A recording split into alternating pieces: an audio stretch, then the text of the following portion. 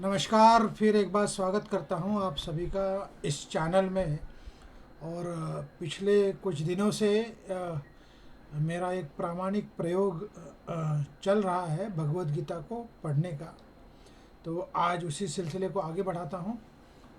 और इससे पहले कि मैं अगला पड़ाव पढ़ूं या प्रसंग पढ़ूं, पिछली भूमिका जो है वो मैं क्लियर कर दूं। जब मैंने शुरुआत की तो संस्करण में जो लिखित भूमिका थी उसके बारे में मैंने आप सभी को अवगत कराया पढ़ के।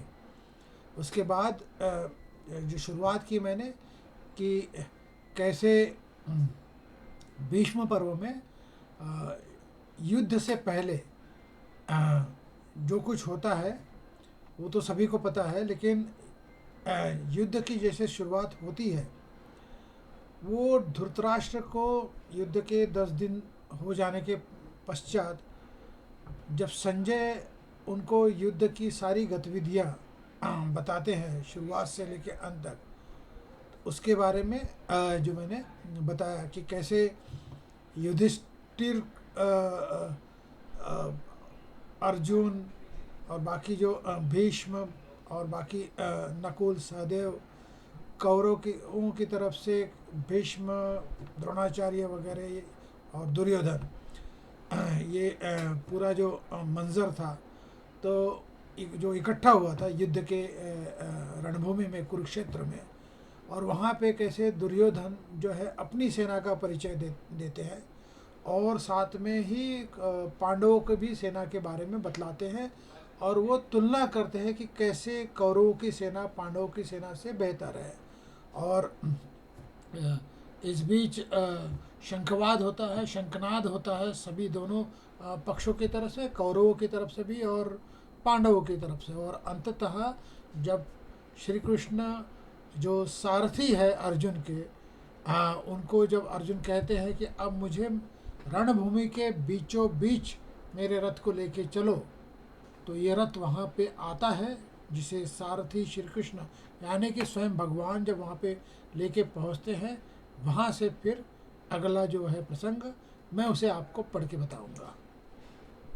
तो शुरू होता है अगला प्रसंग जहाँ पे रणभूमि में बीचों बीच भगवान कृष्ण अर्जुन के रथ को ले आते हैं। और फिर अर्जुन जो रणभूमि के बीच पहुंचने के बाद जब वो पूरे रणभूमि को निहारता है और निहारने के बाद वो रणभूमि में अपने ही लोगों को जब देखने या निहारने के बाद उसके मन में जो द्वंद्व शुरू होता है, ये यहाँ से ये जो प्रसंग उसका जो है शुरुआत होगा कि कैसे अर्जुन के मन का द्वंद्व भगवान कृष्ण उस द्वंद्व का निवारण करते हैं और कैसे उन्हें कहते हैं कि युद्ध करना तुम्हारा धर्म है, फिर चाहे वो युद्ध तुम्हारे अपनों के खिलाफ हो, क्योंकि अगर कोई धर्म के विरुद्ध काम कर रहा है तो आपका कर्तव्य बनता है कि आप उनके खिलाफ भी युद्ध करो। तो इस लिहाज से जब अर्जुन बोलते हैं हे राजन, यानी कि ये जो संदर्भ है वो संजय धृतराष्ट्र को संबोधित करते हुए जो अर्जुन श्री कृष्ण को कहते हैं वो बतलाते हुए, हे राजन। इसके बाद कपिध्वज अर्जुन ने मोर्चा बांधकर डटे हुए धृतराष्ट्र संबंधियों को देखकर उस शस्त्र चलाने की तैयारी के समय धनुष उठाकर ऋषिकेश श्री कृष्ण महाराज से यह वचन कहा, हे अच्युत, मेरे रथ को दोनों सेनाओं के बीच में खड़ा कीजिए। हम यहाँ तक पिछले एपिसोड में पहुँचे थे। और जब तक कि मैं युद्ध क्षेत्र में डटे हुए युद्ध के अभिलाषी इन विपक्षी योद्धाओं को भली प्रकार देख लूं, इस युद्ध रूप व्यापार में मुझे किन किन के साथ युद्ध करना योग्य है, तब तक उसे खड़ा रखिए। ये अर्जुन अपने सारथी भगवान को कहते हैं। इसका विवरण जो है संजय धृतराष्ट्र को बतलाते हुए, दुर्बुद्धि दुर्योधन का युद्ध में हित चाहने वाले जो जो ये राजा लोग इस सेना में आए हैं, इन युद्ध करने वालों को मैं देखूंगा। संजय बोले, धृतराष्ट्र, अर्जुन द्वारा इस प्रकार कहे हुए महाराज श्री कृष्ण चंद ने दोनों ने सेनाओं के बीच में भीष्म और द्रोणाचार्य के सामने तथा संपूर्ण राजाओं के सामने उत्तम रथ को खड़ा करके इस प्रकार कहा कि हे पार्थ, युद्ध के लिए जुटे हुए इन कौरवों को देखो। यानी कि जब वो रथ बीच में लेके आते हैं और जो अर्जुन की इच्छा थी कि जो भी खिलाफ युद्ध कर रहे हैं ऐसे सारे महारथियों को मैं देखूं, और तब जब वो रथ लेकर बीच में आते हैं और जब अर्जुन को श्री कृष्ण भगवान कहते हैं कि हे पार्थ, युद्ध के लिए जुटे हुए इन कौरवों को देखो, ये संदर्भ जो है संजय धृतराष्ट्र को बतलाते हैं। इसके बाद प्रथापुत्र अर्जुन ने उन दोनों ही सेनाओं में स्थित ताऊ चाचों को, दादों परदादों को, गुरुओं को, मामाओं को, भाइयों को, पुत्रों को, पौत्रों को तथा मित्रों को, ससुरों को और सुहृदों को भी देखा। उन उपस्थित संपूर्ण बंधुओं को देखकर वह कुंती पुत्र अर्जुन अत्यंत करुणा से युक्त होकर शोक करते हुए वचन बोले, हे कृष्ण, युद्ध क्षेत्र में डटे हुए युद्ध के अभिलाषी इस स्वजन समुदाय को देखकर मेरे अंग शिथिल हुए जा रहे हैं और मुख सूखा जा रहा है तथा मेरे शरीर में कंप एवं रोमांच हो रहा है। हाथ से गांडीव धनुष गिर रहा है और त्वचा भी बहुत जल रही है तथा मेरा मन भ्रमित सा हो रहा है, इसलिए मैं खड़ा रहने को भी समर्थ नहीं हूँ। हे केशव, मैं लक्षणों को भी विपरीत ही देख रहा हूँ तथा युद्ध में स्वजन समुदाय को मारकर कल्याण भी नहीं देखता। हे कृष्ण, मैं न तो विजय चाहता हूँ और न राज्य तथा सुखों को चाहता हूँ। हे गोविंद, हमें ऐसे राज्य से क्या प्रयोजन है अथवा ऐसे भोगों से और जीवन से भी क्या लाभ है। हमें जिनके लिए राज्य, भोग और सुखादि अभिष्ट है, वे ही ये सब धन और जीवन की आशा को त्याग कर युद्ध में खड़े हैं। गुरुजन, ताऊ, चाचे, लड़के और उसी प्रकार दादे, मामे, ससुर, पौत्र, साले तथा और भी संबंधी लोग। हे मधुसूदन, मुझे मारने पर भी अथवा तीनों लोकों के राज्य के लिए भी मैं इन सबको मारना नहीं चाहता, फिर पृथ्वी के लिए तो कहना ही क्या। हे जनार्दन, धृतराष्ट्र के पुत्रों को मारकर हमें क्या प्रसन्नता होगी। हम अतातियों को मारकर तो हमें पाप ही लगेगा। अतः हे माधव, अपने ही बांधव धृतराष्ट्र के पुत्रों को मारने के लिए हम योग्य नहीं हैं, क्योंकि अपने ही कुटुंब को मारकर हम कैसे सुखी होंगे। यद्यपि लोग से भ्रष्टचित हुए ये लोग कुल के नाश से उत्पन्न दोष को और मित्रों से विरोध करने में पाप को नहीं देखते, तो भी जनार्दन, कुल के नाश से उत्पन्न दोष को जानने वाले हम लोगों को इस पाप से हटने के लिए क्यों नहीं विचार करना चाहिए। कुल के नाश से सनातन कुल धर्म नष्ट हो जाते हैं। धर्म के नाश हो जाने पर संपूर्ण कुल में पाप भी बहुत फैल जाता है। हे कृष्ण, पाप के अधिक बढ़ जाने से कुल की स्त्रियां अत्यंत दूषित हो जाती है, और हे वैष्णव, स्त्रियों के दूषित हो जाने पर वर्ण संकर उत्पन्न होता है। तो ये था आज के लिए हिंदी में उसी प्रकार से पढ़ना जिस प्रकार से इसे लिखा गया है। हूबहू मैंने पढ़ने की कोशिश की है।